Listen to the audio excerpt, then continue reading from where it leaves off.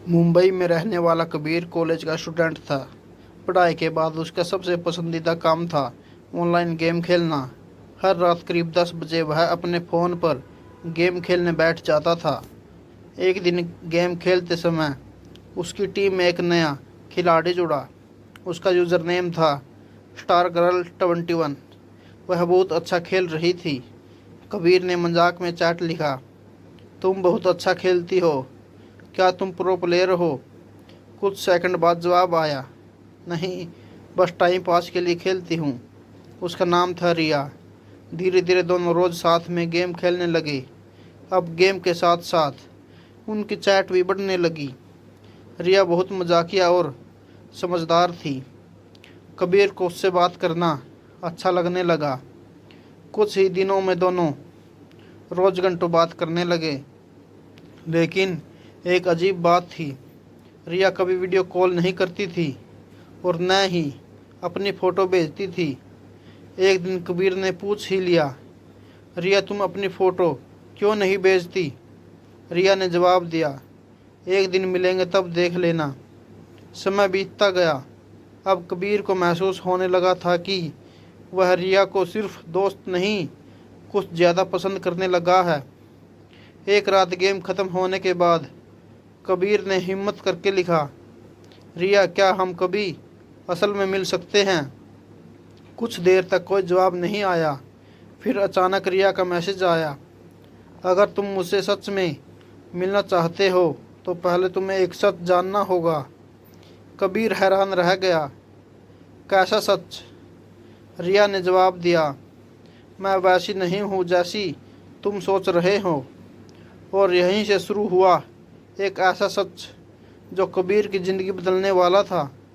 रिया का मैसेज पढ़कर कबीर कुछ देर तक फ़ोन की स्क्रीन को देखता रहा। उसने जल्दी से जवाब लिखा, क्या मतलब? तुम क्या कहना चाहती हो? कुछ सेकंड तक चैट में टाइपिंग दिखाई देता रहा। फिर रिया का मैसेज आया, कबीर मैं तुमसे झूठ नहीं बोलना चाहती। कबीर थोड़ा घबरा गया, झूठ? किस बारे में? रिया ने लिखा, मैं तुम्हें इसलिए अपनी फ़ोटो नहीं भेजती क्योंकि मैं बाकी लड़कियों जैसी नहीं हूँ।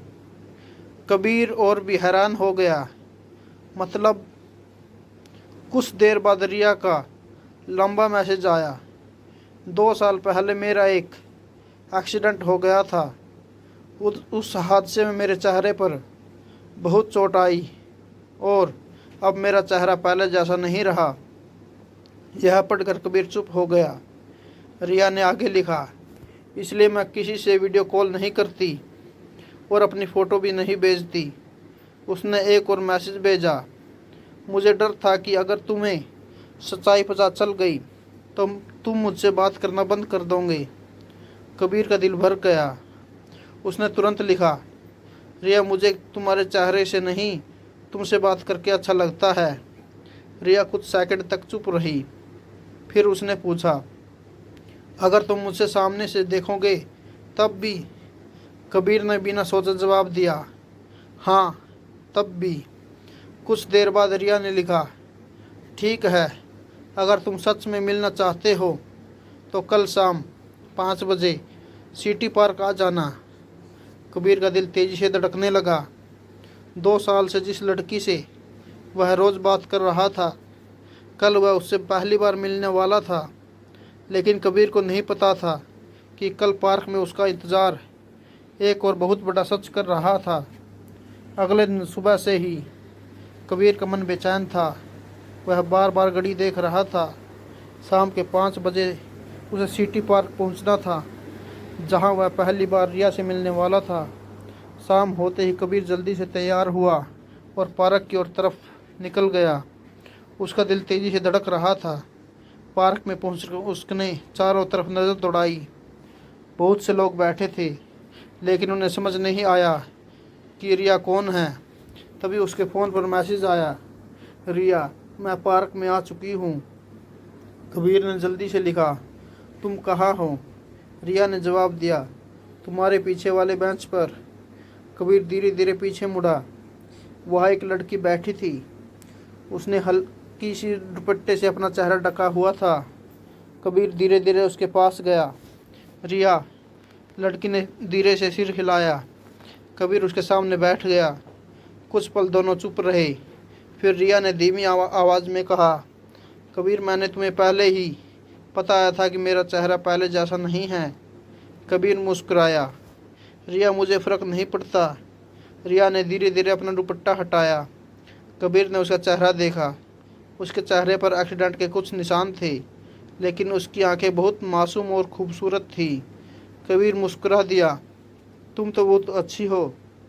रिया की आंखों में आंसू आ गए। तुम सच कह रहे हो? कबीर ने सिर हिलाया। हाँ। रिया की आंखों में पहली बार सुकून दिखाई दिया। दोनों काफ़ी देर पार्क में बैठे बातें करते रहे, लेकिन तभी कबीर ने एक बात नोटिस की। पार्क के दूसरी तरफ खड़ा एक आदमी काफ़ी देर से रिया को ध्यान से देख रहा था। कबीर ने धीरे से पूछा, रिया, वो आदमी कौन है? रिया ने पीछे मुड़कर देखा। जैसे ही उसने उस आदमी को देखा, उसका चेहरा अचानक डर से पीला पड़ गया। वह घबरा कर बोली, कबीर, हमें यहाँ से तुरंत जाना होगा। कबीर हैरान रह गया। क्यों, क्या हुआ? रिया की आवाज़ कांप रही थी। वो आदमी मेरे एक्सीडेंट की असली वजह है, और यहीं से कहानी का सबसे बड़ा रहस्य शुरू होने वाला था। रिया के शब्द सुनकर कबीर हैरान रह गया। क्या मतलब? वो आदमी कौन है? रिया घबराई हुई आवाज़ में बोली, वही आदमी है जिसकी वजह से मेरा एक्सीडेंट हुआ था। कबीर ने ध्यान से उस आदमी की तरफ देखा। वह आदमी सच में लगातार उनकी तरफ ही देख रहा था। कबीर ने पूछा, लेकिन उसने तुम्हारा एक्सीडेंट क्यों कराया? रिया ने गहरी सांस ली और धीरे धीरे सच बताना शुरू किया। 2 साल पहले मैं एक कंपनी में काम करती थी। वहाँ के मालिक का बेटा विक्रम मुझे परेशान करता था। कबीर चौंक गया। रिया बोली, वह मुझसे ज़बरदस्ती दोस्ती करना चाहता था, लेकिन मैंने उसे साफ मना कर दिया। कुछ सेकंड के लिए रिया चुप हो गई। उसकी आंखों में डर साफ दिखाई दे रहा था। फिर उसने कहा, एक दिन ऑफिस से घर जाते समय मेरी बाइक के सामने अचानक एक कार आकर रुकी।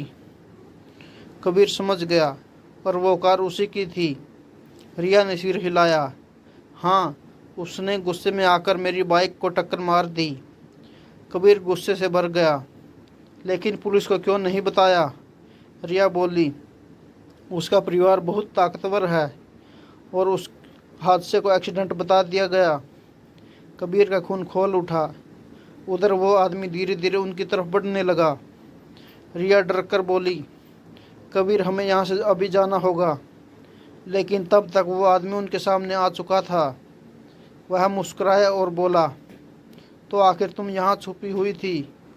कबीर गुस्से में खड़ा हो गया। तुम कौन हो? वह आदमी हंसने लगा। मेरा नाम विक्रम है, और रिया मुझे अच्छी तरह जानती है। रिया का डर और बढ़ गया। विक्रम बोला, रिया, मैंने तुम्हें ढूंढने में 2 साल लगा दिए, और आज आखिर तुम मिल ही गई। कबीर ने उसका रास्ता रोक लिया। रिया से दूर रहो। लेकिन विक्रम की आंखों में अजीब सा गुस्सा था। वह बोला, रिया, अगर तुम मेरी नहीं हो सकती तो किसी और की भी नहीं होने दूंगा। यह सुनते ही रिया के हाथ कांपने लगे, और कबीर को पहली बार महसूस हुआ कि मामला सिर्फ पुरानी दुश्मनी का नहीं, बल्कि रिया की जान का खतरा है।